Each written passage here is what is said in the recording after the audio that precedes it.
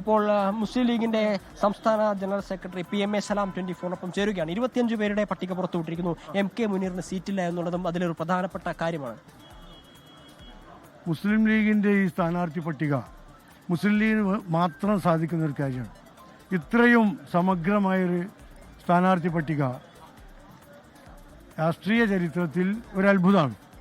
ഒരുപാട് പുതുമുഖങ്ങൾ, അതിലേറെ യുവാക്കൾ, പരിചയസമ്പന്നരായ ആളുകൾ, ചരിത്രത്തിൽ ആദ്യമായി 2 വനിതകൾ, യൂത്ത് ലീഗിൻ്റെയും MSFൻ്റെയും മറ്റ് പോഷക സംഘടനയിലൊക്കെ ഭാരവാഹികൾ, ഇങ്ങനെ സമഗ്രമായ 2 ആഴ്ചക്കാലം ബഹുമാനപ്പെട്ട തങ്ങൾ എല്ലാ ആളുകളുമായും ചർച്ച നടത്തി. ഭാരവാഹികൾ, ജില്ലാ നേതാക്കന്മാർ, മണ്ഡലം നേതാക്കന്മാർ, പോഷക സംഘടനാ ഭാരവാഹികൾ, ഇവരൊക്കെ ചർച്ച നടത്തിയിട്ട് ഉണ്ടാക്കിയ ഒരു ലിസ്റ്റാണ്.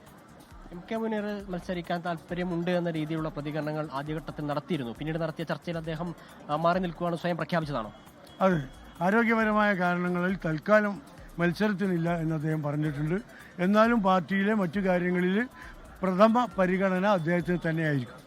ഇനി 2 സീറ്റിൽ ബാക്കിയുണ്ട്. അതിന്റെ പ്രഖ്യാപനം ഏത് സമയത്തായിരിക്കും ഉണ്ടാവുക? അത് 2 ദിവസത്തിനകം ഉണ്ടാവും. അത് കോൺഗ്രസുമായുള്ള സീറ്റ് വെച്ചുമാറലിൽ പൂർണ്ണമായിട്ടില്ല, അതുകൊണ്ടാണ് അത് ബാക്കിയായത്.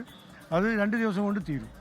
പൂർണ്ണമായ വിജയപ്രതീക്ഷ തന്നെയാണ്. തീർച്ചയായിട്ടും 100% ഞങ്ങൾ വിജയിക്കുമെന്നാണ്, ഞങ്ങളും UDFും വിജയിക്കുമെന്നാണ് ഞങ്ങളുടെ പ്രതീക്ഷ.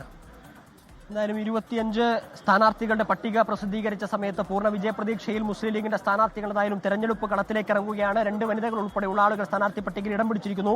MK മുനീറിന് സ്ഥാനാർത്ഥി പ്രഖ്യാപനം ഉണ്ടാവുന്നില്ല എന്ന് പറയുമ്പോൾ അദ്ദേഹവുമായി ബന്ധപ്പെട്ട് ചർച്ചകൾ നടത്തിയതായും അദ്ദേഹത്തിന്റെ കൂടി സമ്മതത്തോടെയാണ് താൽക്കാലികമായി ഒന്ന് മാറ്റി നിർത്തുന്നു. അധികാരത്തിൽ വരികയാണെങ്കിൽ മറ്റുന്നതമായ പദവിയിലേക്ക് പരിഗണിക്കുമെന്ന് പറയുന്നു. PK നവാസ് ഉൾപ്പെടെയുള്ള MSFന്റെ സംസ്ഥാന അധ്യക്ഷൻ ഈ സ്ഥാനാർത്ഥി പട്ടികയിൽ ഇടം പിടിച്ചിട്ടുണ്ട് എന്നുള്ളത് ഒരു പ്രധാനപ്പെട്ട കാര്യം. അതോടൊപ്പം തന്നെ യൂത്ത് ലീഗിന്റെ സംസ്ഥാന ഭാരവാഹി എന്ന നിലയിൽ PK ഫിറോസും യൂത്ത് ലീഗും ഒക്കെ കൂടുതൽ യുവാക്കളെ പരിഗണിക്കണമെന്നൊരു ആവശ്യം മുന്നോട്ടേക്ക് വെച്ചിരുന്നു. യൂത്ത് ലീഗിന്റെ സംസ്ഥാന ദേശീയ ഭാരവാഹികൾ ഉൾപ്പെടെയുള്ള 5 പേർ സ്ഥാനാർത്ഥി പട്ടികയിൽ ഇടം പിടിച്ചിരിക്കുന്നു.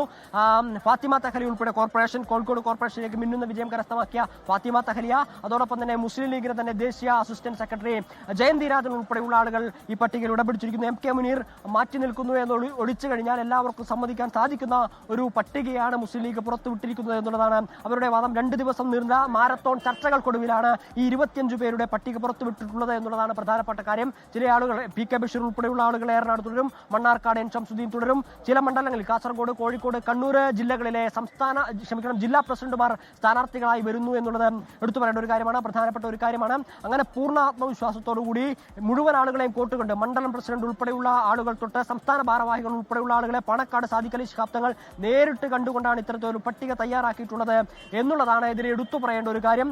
ഇന്നലെ രാവിലെ ആരംഭിച്ച 11 മണിക്ക് ആരംഭിച്ച ചർച്ച ഇന്ന് ഉച്ചവരെ തുടർന്നു. ഇന്നലെ വൈകിട്ട് 4:30 വരെയായിരുന്നു. വീണ്ടും ഇന്ന് രാവിലെ ചർച്ചകൾ ആരംഭിക്കുന്നു. ഉച്ചയോടുകൂടി ചർച്ച പൂർത്തിയാക്കുന്നു. മുഴുവൻ ഭാരവാഹികളെയും ഒറ്റക്കൊറ്റയ്ക്ക് പാണക്കാട് സാദിഖ് അലി തങ്ങൾ കേൾക്കുന്നു. തുടർന്ന് ഒരു സ്ഥാനാർത്ഥി പ്രഖ്യാപനം നടക്കുന്നു എന്നുള്ളതാണ് ഇതിലെ എടുത്തു പറയേണ്ട ഒരു കാര്യം. അതോടൊപ്പം തന്നെ MK മുനീറിന് സ്ഥാനാർത്ഥിത്വം ഇല്ല എന്നുള്ളത് വരും ദിവസങ്ങളിൽ ഏത് രീതിയിലായിരിക്കും വിലയിരുത്തപ്പെടുക എന്നുള്ളത് എടുത്തു പറയേണ്ട അല്ലെങ്കിൽ നമ്മൾ ചിന്തിക്കേണ്ട ഒരു കാര്യമാണ്. കാരണം സോഷ്യൽ മീഡിയയിൽ ഉൾപ്പെടെ MK മുനീറിനെ അനുകൂലിച്ചുകൊണ്ടുള്ള സോഷ്യൽ മീഡിയ പ്രചരണങ്ങളും പോസ്റ്റുകളും ഒക്കെ ഇതിനോടകം തന്നെ പല ഭാഗങ്ങളിൽ MSFന്റെ നേതാവായിട്ടുള്ള CK നജാഫ് ഉൾപ്പെടെയുള്ള ആളുകളുടെ ഫേസ്ബുക്ക് പോസ്റ്റുകൾ കഴിഞ്ഞ ദിവസം നമ്മൾ കണ്ടതാണ്.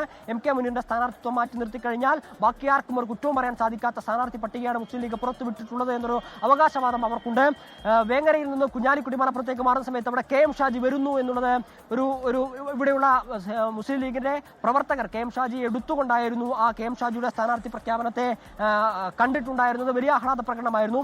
ഇപ്പോൾ മുസ്ലിം ലീഗിന്റെ സ്ഥാനാർത്ഥികൾ ഉൾപ്പെടെയുള്ള ആളുകൾ പാണക്കാട് തറവാടിൽ നിന്ന് പുറത്തേക്ക് ഇറങ്ങി പോയിട്ടുണ്ട്. നിരവധി ആളുകൾ TP അഷ്റഫ് അലി ഉൾപ്പെടെയുള്ള ആളുകൾ അല്പസമയം മുമ്പ് തന്നെ ഇങ്ങോട്ടേക്ക് എത്തിയിട്ടുണ്ടായിരുന്നു.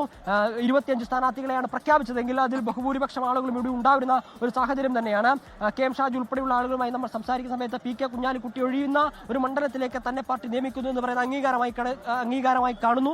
അതോടൊപ്പം തന്നെ പാർട്ടി ഒരു വെല്ലുവിളിയായി അത് സ്വമേധയെ ഏറ്റെടുക്കുകയാണ്. കാരണം 30,000-ലധികം ഭൂരിപക്ഷത്തിൽ കുഞ്ഞാലിക്കുട്ടി ജയിച്ചു വന്ന മണ്ഡലമാണ്.